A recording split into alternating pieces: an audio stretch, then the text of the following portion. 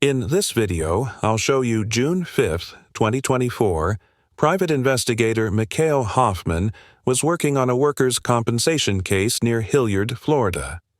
While under surveillance by Mr. Hoffman, the adult subject drove to a local church where she and a few minors entered the building.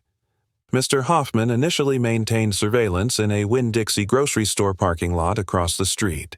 But when the subjects and several other individuals exited the church to engage in activities outside of the building, Mr. Hoffman moved to the church parking lot to continue his surveillance and documentation of the subjects' actions. An unknown individual from the church asked Mr. Hoffman to leave the property, and Mr. Hoffman complied and moved back to the Winn-Dixie parking lot. However, someone from the church called 911 to report, Hoffman alleging that he was filming children. Nassau County 911. Hey, this is. I'm over here at the. We just had a gentleman come up. It looked like he was recording a bunch of our kids that were outside playing. We sent him over to Winn-Dixie. He said he was waiting on somebody, but now I'm literally sitting here watching him with binoculars, watching all the kids. Yes, sir. So you're at the Winn-Dixie right now? Hilliard Winn-Dixie. He is in a gray Mustang at the front of the building towards the left of the front door. Mr. Hoffman should not be on private property, as explained in Section 4, 93.6101 of the Florida statutes. As a private investigator, Mr. Hoffman is licensed by the state to conduct investigations to obtain information regarding the identity, habits, conduct, movements, whereabouts, affiliations, associations, transactions, reputation, or character of any society, person, or group of persons, and the credibility of witnesses or other persons. Mr. Hoffman's workers' compensation investigation easily fell into this category. Notably, there is no legal requirement that Florida private investigators inform the police before conducting surveillance, although there are situations where it might be advisable for safety or strategic reasons. In fact, under Section 4, 93.6119 of the Florida statutes, private investigators are legally prohibited from divulging the contents of an investigative file acquired in the course of a licensed investigative activity to anyone other than the client who hired them for the investigation. As such, Mr. Hoffman would not be permitted to share details regarding his investigation with the officers. Likewise, while private investigators are generally obligated to comply with the same laws as any other private citizen, which means they cannot trespass or enter private property without permission. If private property is open to the public, private investigators can legally enter just like any other member of the public can, and can observe, take notes, and photograph and record activities within these areas. As such, it is highly unlikely that a court would conclude that Mr. Hoffman violated any laws by conducting surveillance in the church and Winn-Dixie parking lots, despite the fact that they were privately owned, as they were held open to the public and Mr. Hoffman left the church parking lot when he was asked to. Yes, sir. That gentleman's wearing one too?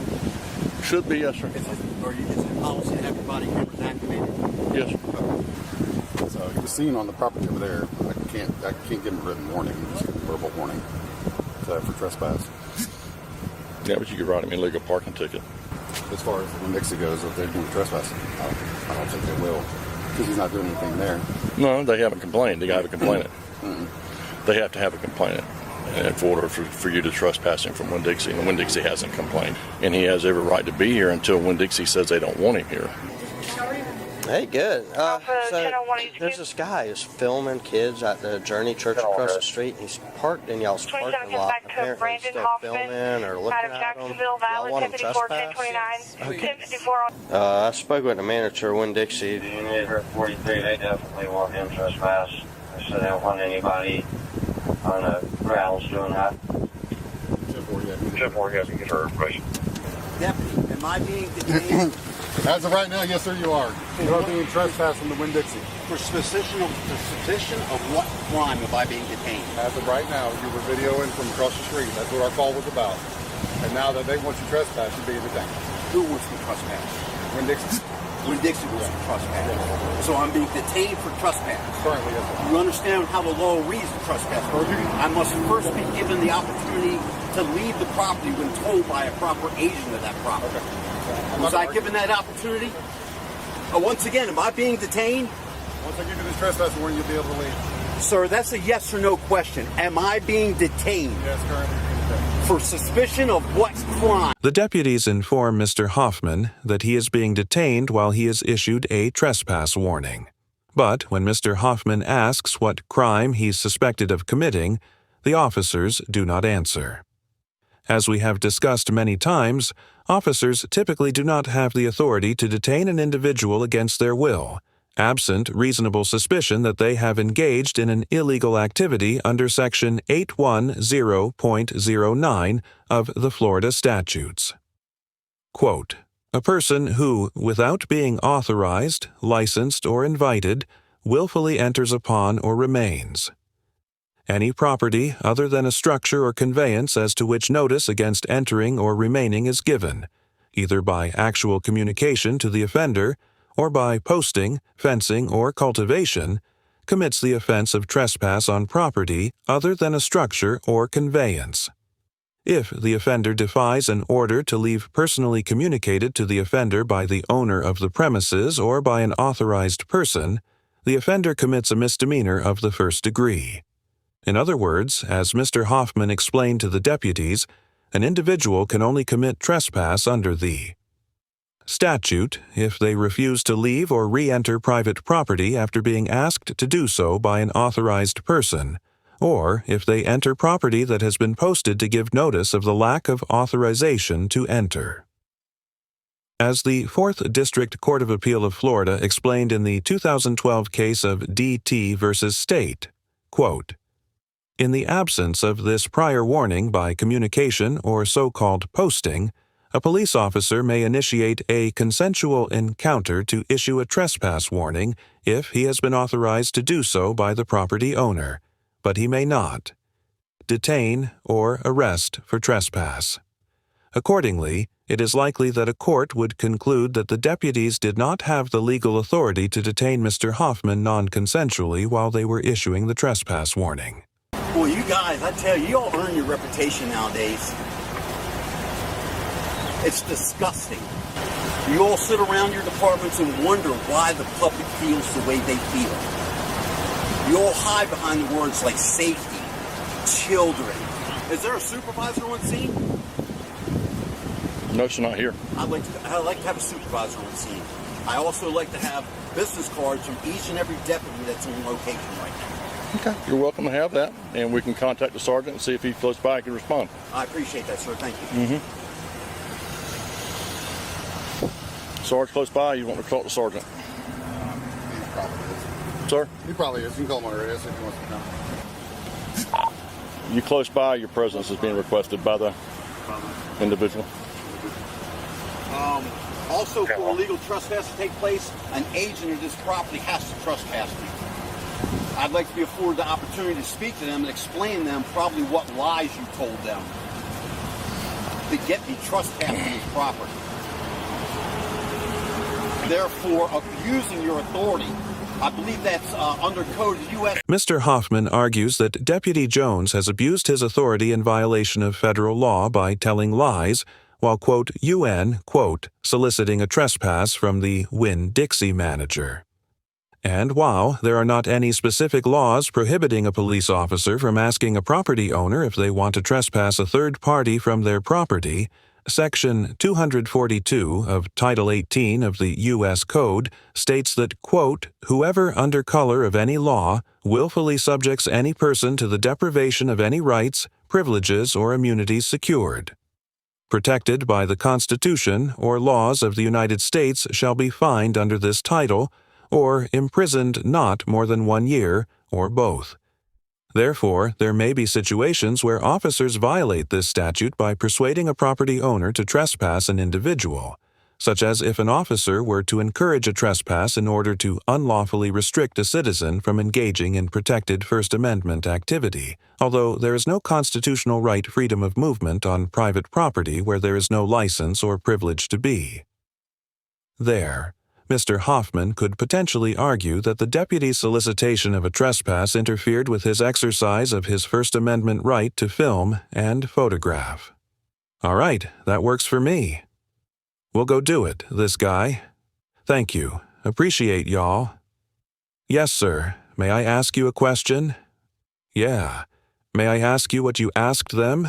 Told them? I just told them to scout here illegally parked in your parking spot. And yeah, I wanted to trespass. They're like, yeah, and that's all you said. That's it. Is the body camera running? It is. Okay, thank you. And I told him he's like got trespass from over there. He's sitting there watching. Okay, all I can do is give him a verbal trespass from over there. Sir, how long does it take to write a trespass to win? He should be about done. I hear what you're saying, but you gotta look at it as our way. You're legally parked. You're filming or watching kids across the street. It's weird. Okay, right? Is that not weird? You don't know what I was doing across the street. I'm on private property. I'm not illegally parked on anything. You, sir, have no authority here right now. I've broken no law. The deputy claims that Mr. Hoffman is illegally parked, and Mr. Hoffman argues that he is not violating any laws because he is on private property. Generally, law enforcement officers do not have the authority to enforce parking rules on private property unless specific laws are violated, such as blocking fire lanes or handicap parking violations. In fact, Section 316.006 of the Florida statutes explicitly states that counties only have jurisdiction, quote, over all streets and highways located within their boundaries. Although the statute authorizes counties to also exercise jurisdiction over private roads by written agreement with the owning or controlling parties, there are no state statutes or Nassau County ordinances requiring drivers to park only in marked spots in private parking lots. As such, while the Winn-Dixie would have the authority to enforce its private parking regulations and remove Mr. Hoffman from the property if he refused to comply, it is improbable that a court would conclude that his parking was in any way, quote, UN, quote, illegal or in violation of any laws. Well, by asking them, they're giving me authority.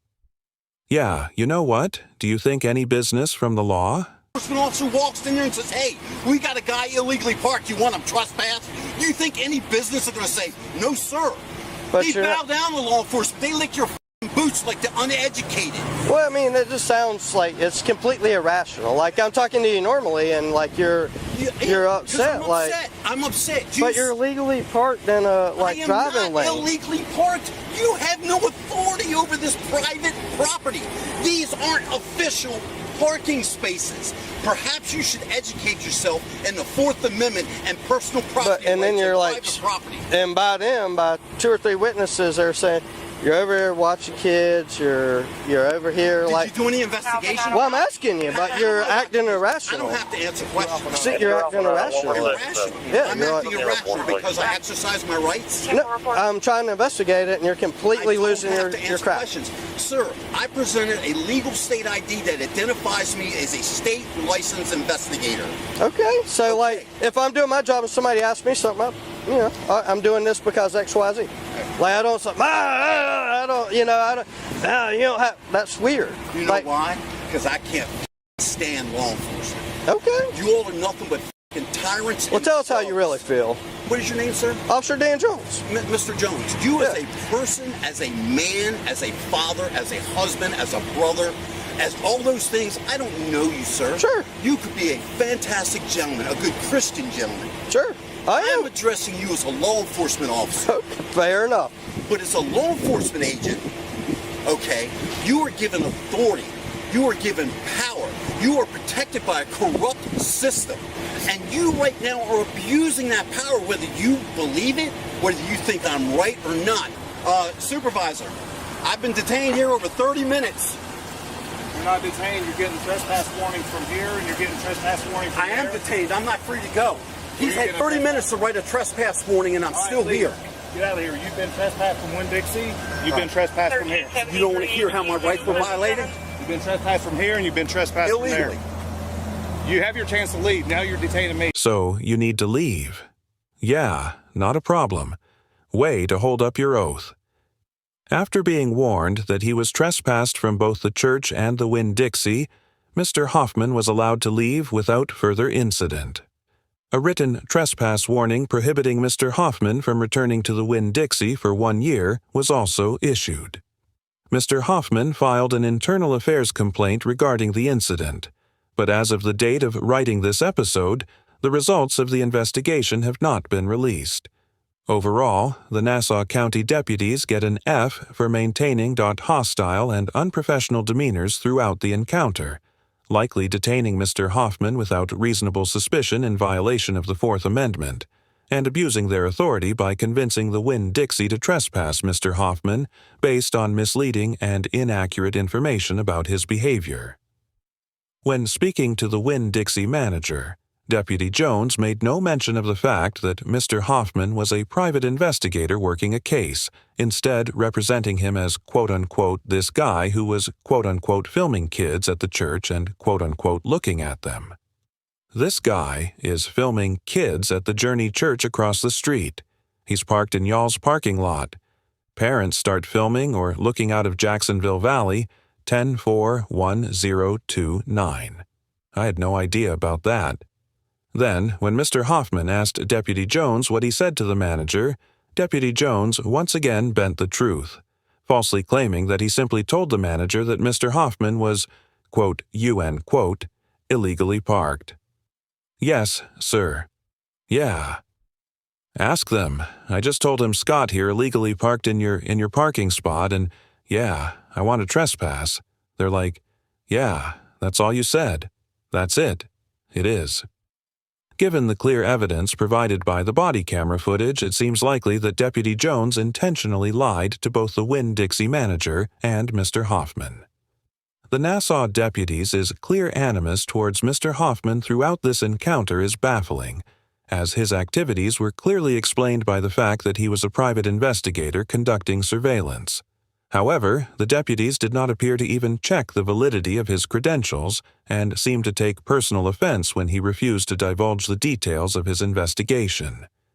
Despite his legal obligation to maintain his client's confidentiality, while I can appreciate that the deputies may have been feeling protective towards the children who were at the church, as we discussed in this episode, it is not illegal to film children in public. And it was entirely unreasonable for the deputies to repeatedly portray Mr. Hoffman as someone who was filming and looking at children, despite the fact that he immediately informed them that he was a private investigator and provided them with his credentials. Mr. Hoffman gets an A4. Maintaining a relatively calm and professional demeanor during the interaction, protesting the deputies is likely illegal detention and Deputy Jones's misleading solicitation of a trespass, and taking appropriate action after the fact by filing an official complaint against the deputies involved. Mr. Hoffman should be commended for his commitment to both his personal constitutional rights and his client's confidentiality, and I appreciate the forceful but respectful manner in which Mr. Hoffman advocated for himself.